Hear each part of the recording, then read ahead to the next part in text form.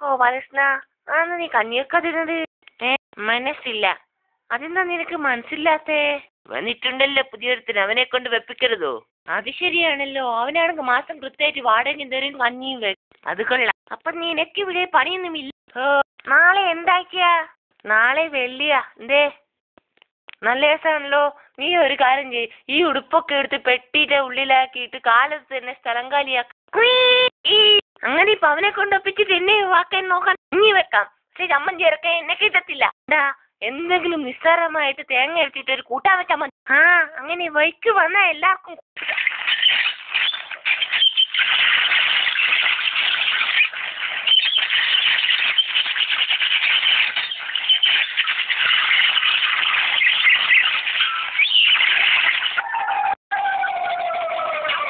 അയ്യോ എടാ, എടാ, വൃത്തികേട് കണക്കരുത്. വൃത്തികേട് നീ കാണാതിരിക്കാനല്ലേ ഞാൻ കഥ കടിച്ചത്.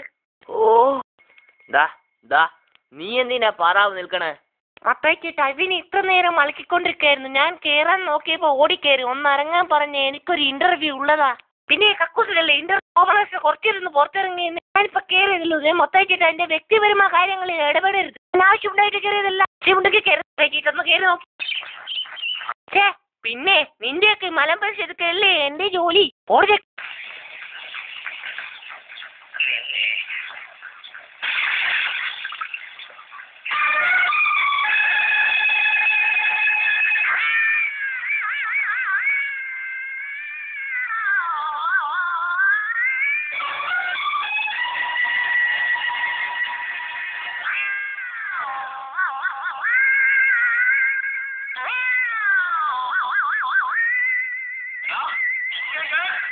എന്റെ അമ്മേ, എന്റെ അമ്മേ. ഓ പിടിയുടെ ബാലകൃഷ്ണ, അവനെ പിടിയട.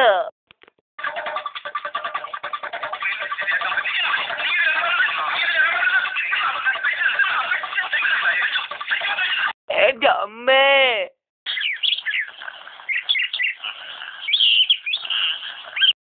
ഞാൻ പിടിച്ചിട്ടുണ്ട്.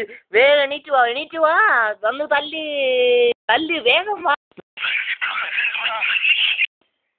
എന്റെ അമ്മോ, നിന്നെ ഇന്ന് ഞാൻ അടിയടാ. എന്നെ നീ അടിക്കുമല്ലടാ. നിന്നെ ഇന്ന് എടാ അടിയടാ. മൊത്തക്കേട്ട ഓടി വരടാ, അടിയടാ. നിന്നെ നീ അടിക്കുമല്ലടാ. നിന്നെ ഞാൻ മാർക്കിടാ, തിരിച്ചിടാ. അവനെ കൊല്ലടാ. അവനെ നുറങ്ങുന്ന പ്രശ്നമില്ല. നിന്നെ നീ അടിക്കുമല്ലടാ. അടിയടാ, അവനെ മൊത്തിക്ക് കൊടുക്കടാ. 2 എണ്ണം മാറാ. അടിക്കടാ.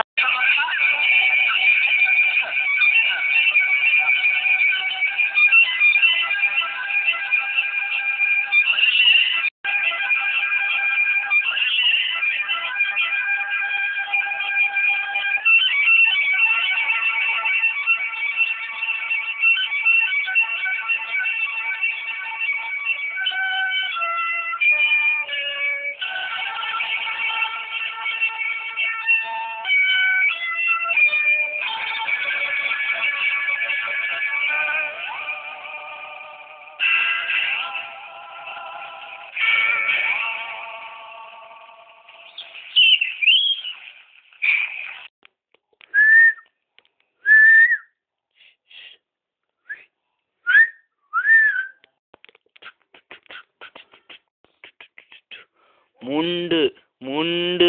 ഞാൻ മുണ്ടൂല, എനിക്ക് പരിചയമൊന്നുമില്ല. നീ മുണ്ട്. അതല്ല, ഉടുതുണി.